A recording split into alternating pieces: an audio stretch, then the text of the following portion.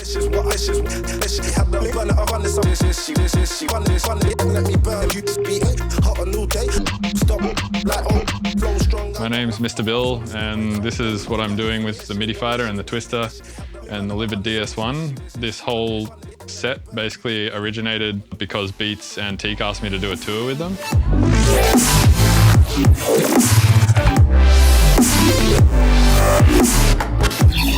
And they said that I couldn't have my drummer, which I guess is understandable because they didn't want to have to deal with like sharing backline or having extra gear at the shows or anything like that.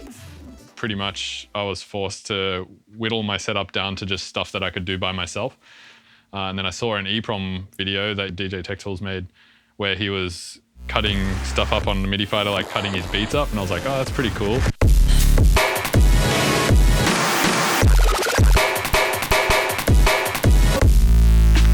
Then I saw a Mad Zach one where he was like scratching and using the momentary mutes on the MIDI fighter to turn a channel on and off so he could basically like scratch live, and I thought that was pretty cool too. So I was like, well, I want to incorporate all of that, but I don't want to have to pull tracks out of, I guess, my Live's browser constantly to match the tune that I was playing, because I have way too many tunes in here. I have in total 267 clips. But they're not all separate tracks. Some tracks I've cut the same track up into like 3 drops, and other times I've cut the track up into like 2 drops or something, so I can just play the second drop or the first drop, sort of like cue points, I suppose. So for instance, if I played this harmonica Lewinsky that I wrote with Il Gates, if I play this first clip, it'll play from the start of the track. But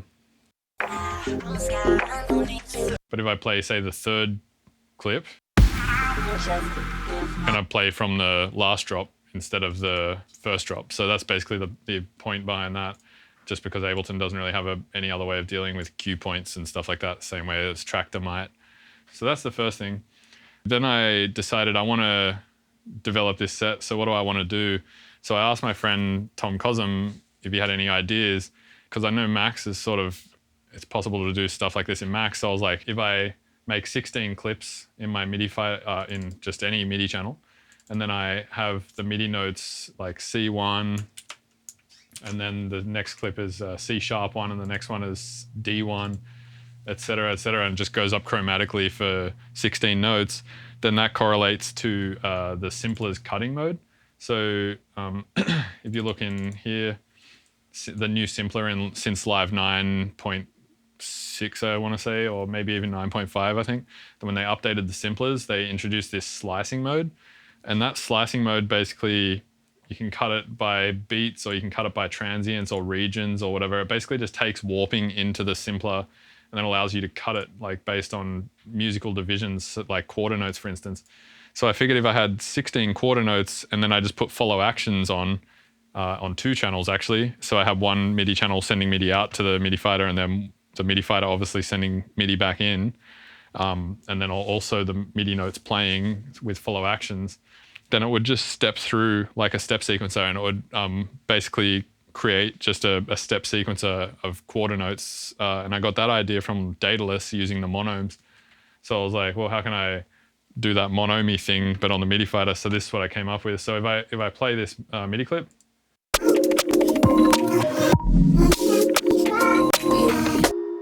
so if I press this button here, it's going to send a MIDI note to 2 clips.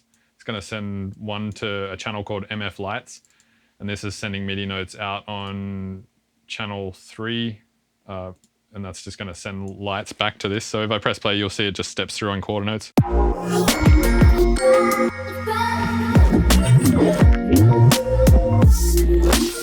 And from there, I can just cut it wherever I want, and it will just continue playing from there because it's just using follow actions in Ableton, basically. So.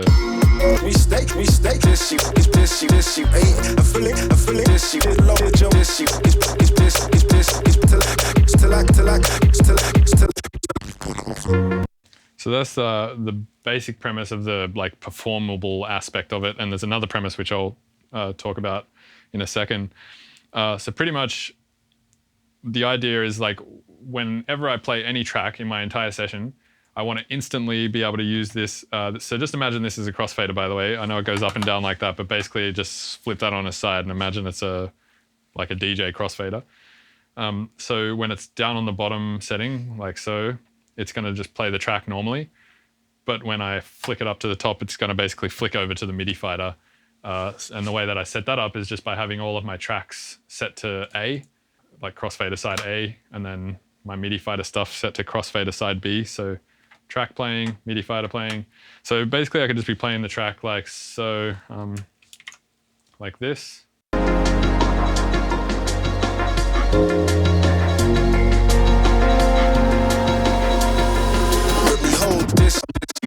Range fuck a gem, he's all over, he's British, he's low, he's below, acting like a son, I feel it, this is what I should, this shit had the burner, I run this, she run this, let me burn, you just beat it, hot a new day, stop, like oh, flow strong, I got my on. So that's the idea. And that started by Tom introducing me to regular expressions in Max. And he was like, yeah, so basically you can just put any information on a, like you can just write it on the clip name, and then the Max device can listen to that clip name. And when it listens to that clip name, it can switch parameters on other channels, and it can pretty much switch any parameter. So the chain selector is just one of those parameters. If you look at any of my clip names, they basically have this standardization. And the first part of the standardization comes from mixed in key. So you'll see a number, and then a space and a hyphen, and then another space, and then another number. So the first number, 3A, 2A, 1A, etc. These pertain to the Camelot wheel, which is mixing in circular fifths, meaning that if I play a 3A, it's going to mix with a 4A, and if I play a 4A, it's going to mix with a 5A and stuff like that. So it just means I can mix harmonically. And I was a little skeptical about that at first. I thought it was a bit cheaty or like stupid, but it actually works really well. So I just name all of my tracks that way. And then you'll see at the end of the track name, there's a bunch of hashtags, like hashtag 000, hashtag 00N. And if we come over to this channel, you can see that this device starts listening to those hashtags. So you can see the playing clip name, it looks at the playing clip name, and then you can see down the bottom here in these 4 boxes, it's putting those values there. And at this point in time, I'd like to talk about this device. So this device was started by Tom Cosm, and then Tom Cosm decided he was too busy to want to work on it with me. So I handed it over to another friend, Woolg, spelt W-O-U-L-G, and he does a lot of max patch stuff and a lot of reactor stuff. And he was super excited about the idea. So he was like, yeah, man, I'm definitely keen to work on it. So I told him sort of how I wanted it to work, and then he built it, and it's really, really cool. So pretty much at any point in time, I can just play any track, and it puts the sampler on my MIDI fader. And the way that works is I just went through by hand and cut the first 16 quarter notes of all drops into simplers, and then I like crop the clip. So, and then I set it to slice mode, and then I set it to beat, and then quarter notes, and then that's basically it. I just had to do that for every single track in the session. So I did that 267 times, I suppose. And then I've got chain selectors for like each one of those simplers in an instrument rack. And then whenever I play any of the clips, it just switches over to that simpler, and it's always sending the same MIDI to that instrument rack, but depending on what chain is selected, just depends on what audio comes out the other end. So it's always the corresponding audio to the track that I'm playing.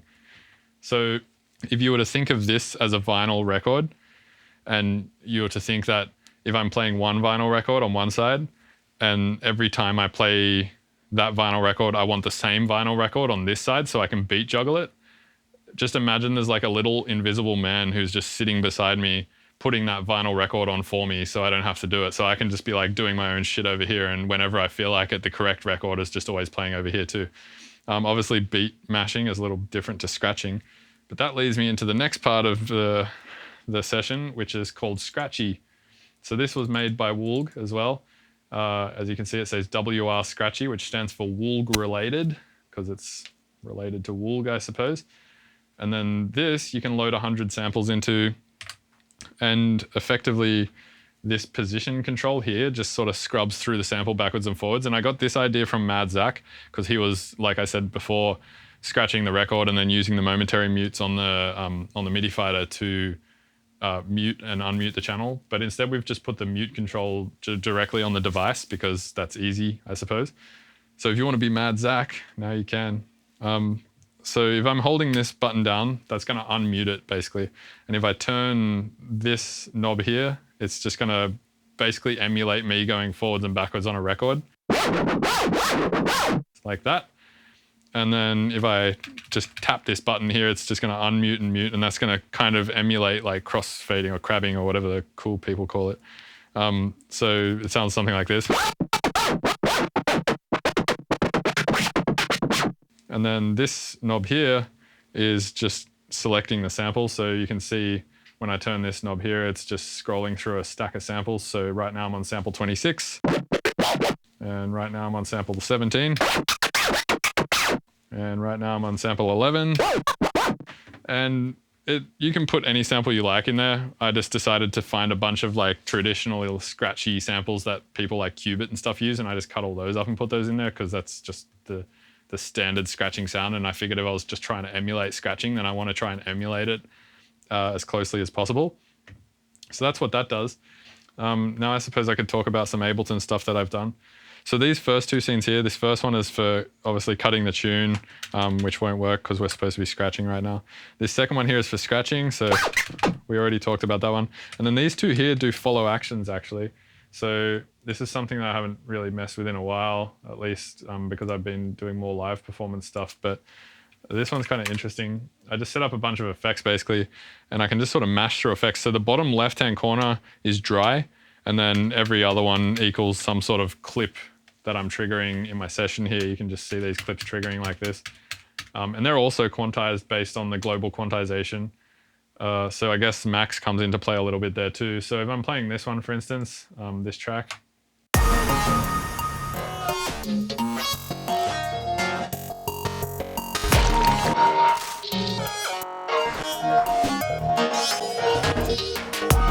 So it's basically just a bunch of effects that I can kind of mash, and that's kind of fun. And then I guess the final thing to talk about that's sort of interesting is just the effects that I've set up for the MIDI fighter. So if I'm cutting stuff, I can also apply effects to it. So say if I'm playing this track here. So there's just this is like, I think, a plugin called Manipulator, and this, that'll just kind of mess it up in some weird way.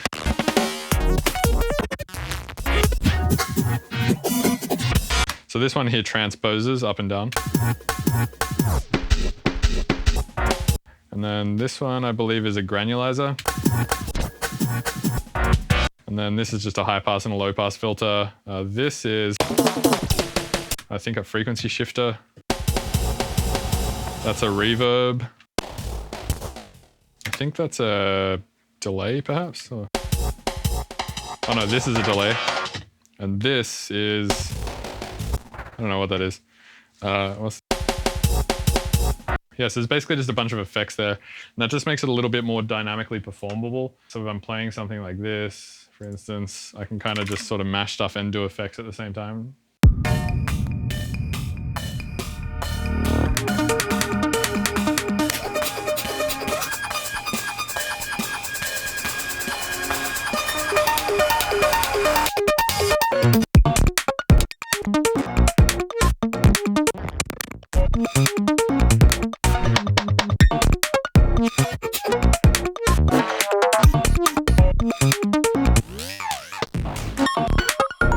So yeah, that's the basis of the set, and those effects will work on the scratchy stuff too. So if I'm scratching,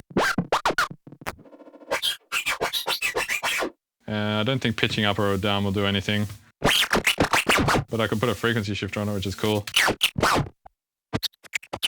And a cutting effect, I suppose. So this stuff works better with more of the beat music based stuff. So I have this thing here called Tippery Idea. Just sounds kind of tippery, I suppose.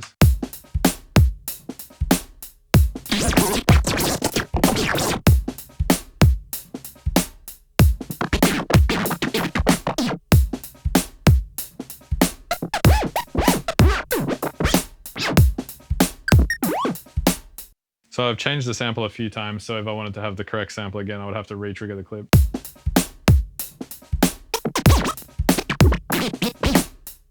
Yeah, so that's basically the idea of the set. It's just cutting and scratching. Also, when I press this here, this button here, it triggers these two stop buttons on the MIDI fighter lights, the MIDI fighter cuts channel. You can see those trigger every time I press it. Basically just means when I'm cutting, it stops all those MIDI messages from these channel here going into the MIDI fighter to trigger any samplers or anything like that. And then also one more thing about Scratchy is that if I'm turning this knob, it's like I'm spinning the record back and forth like this. But if I hold this knob down, it's basically like pressing the play button on the record. So it's just kind of like I'm playing a tone and then just using this to cut it. And then this turns my in-ears on and off. So this is just like basic monitoring stuff. And then here is more or less a basic mixer. So this here will turn channels on and off. So you can see here I'm turning channel 6 on and off, or channel 5 on and off, and so on and so forth. These ones here will cue tracks into my headphones. These are just the levels. This is a high pass filter, low pass filter, and a fade to gray effect. And that basically just allows me to sort of mix between tunes without it sounding super like just cutting between tunes. It just allows me to mix a bit more seamlessly, I guess is the word. But for the most part, I'm trying to concentrate on these two controllers performing, and this is like the utility thing to just get through the set nicely. So yeah, that's basically my session and how I'm playing live at the moment. And hopefully that's helpful to you guys. And yeah, let me know if you have any questions.